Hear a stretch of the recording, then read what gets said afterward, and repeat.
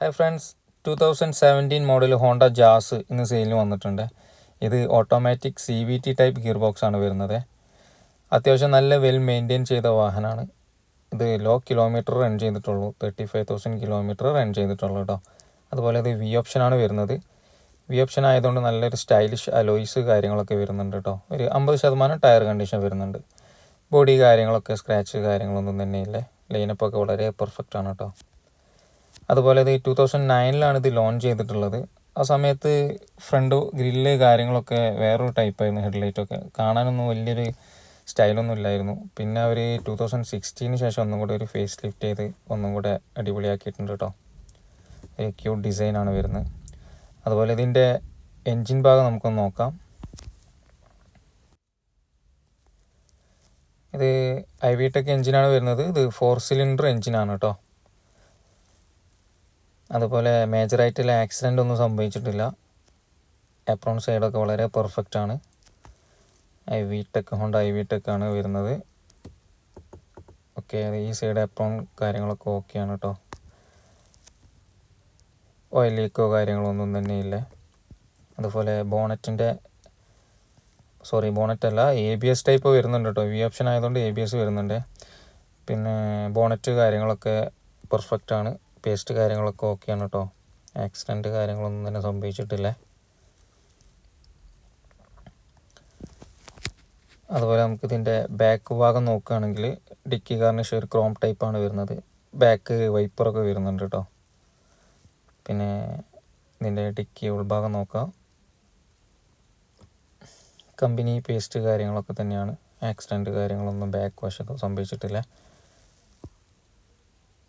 അതുപോലെ ഡിക്കി സ്പേസൊക്കെ ഓക്കെയാണ്. അത്യാവശ്യം സ്പേസ് ഉണ്ട് കേട്ടോ. പിന്നെ ഡിക്കിയുടെ പേസ്റ്റ് കാര്യങ്ങളൊന്നും സംഭവിച്ചിട്ടില്ല. ഒക്കെ ഓക്കെയാണ് കേട്ടോ. ഓക്കെ, ഇനി നമുക്ക് ഇതിൻ്റെ ഇൻറ്റീരിയർ നോക്കാം. ഇതിൻ്റെ മീറ്റർ കൺസോളൊക്കെ ഒന്നും കൂടി ഒരു ബിഗ് ടൈപ്പ് ആയതുകൊണ്ട് കാണാനൊക്കെ ഒരു ലുക്ക് ഉണ്ട് കേട്ടോ. അതുപോലെ സ്റ്റിയറിങ്ങിൽ കൺട്രോൾ സ്വിച്ചുകൾ വരുന്നുണ്ട്.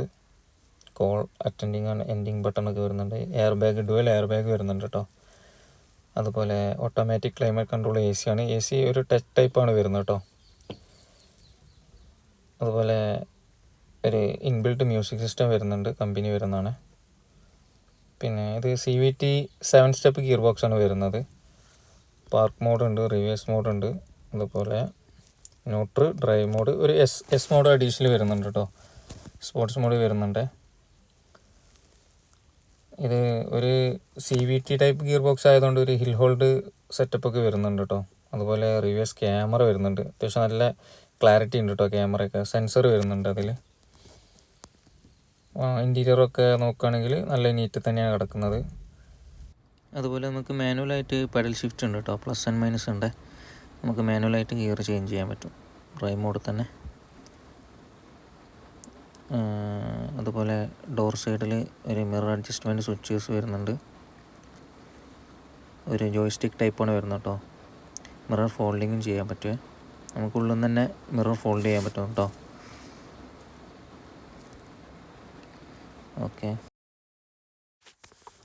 ഓക്കെ, ഇത് നമുക്കിനി ഒന്ന് ഡ്രൈവ് ചെയ്ത് നോക്കാം ഒരു എസ് മോഡൽ ഇട്ടിട്ട്. ഇത് ടർബോ വേരിയൻ്റ് അല്ലാത്തതുകൊണ്ട് ഒരു ഇനിഷ്യൽ ടോർക്കൊന്നും കിട്ടില്ല കേട്ടോ. എന്നിരുന്നാൽ പോലും ഒരു 80-90 സ്പീഡൊക്കെ പെട്ടെന്ന് കവർ ചെയ്ത് കയറുന്നുണ്ട്. അത്യാവശ്യം നല്ലൊരു കോൺഫിഡൻസ് തരുന്നുണ്ട് കേട്ടോ വാഹനം. അതുപോലെ ഈ വാഹനത്തിന് നമ്മൾ ഉദ്ദേശിക്കുന്ന പ്രൈസ് 5,50,000 രൂപയാണ്. ഇത് സെക്കൻഡ് ഓണർഷിപ്പിലാണ് കിടക്കുന്നത് കേട്ടോ. നമ്മളെ പ്ലേസ് വരുന്നത് മലപ്പുറം നിലമ്പൂർ എന്ന് പറഞ്ഞ സ്ഥലത്താണ്. താല്പര്യമുള്ള ആൾക്കാർ ഈ നമ്പറിൽ കോൺടാക്റ്റ് ചെയ്യാം കേട്ടോ. ഓക്കെ, ആദ്യമായിട്ടാണ് കാണുന്നുണ്ടെങ്കിൽ ജസ്റ്റ് ഒന്ന് സബ്സ്ക്രൈബ് ചെയ്തിട്ടൊന്ന് ലൈക്ക് ചെയ്യാൻ മറക്കരുത്. അതുപോലെ നമുക്കൊരു സിയാസ് സെയിലിന് വന്നിട്ടുണ്ട്. ഞാൻ വീഡിയോ പോസ്റ്റ് ചെയ്തിട്ടില്ല. അത് ചെറുതായിട്ട് സ്ക്രാച്ച് കാര്യങ്ങളൊക്കെ ഉണ്ടൊന്ന് ടച്ച് ആൻഡ് പോളിഷ് ചെയ്തതിന് ശേഷം നമുക്ക് വീഡിയോ അപ്ലോഡ് ചെയ്യുന്നതാണ് കേട്ടോ. ഇതുപോലുള്ള നല്ല നല്ല വീഡിയോസുമായിട്ട് ഇനി നമുക്ക് കാണാം. ഇത് 2015 മോഡലാണ്. ZDI+ ആണ് കേട്ടോ. Okay, thank you.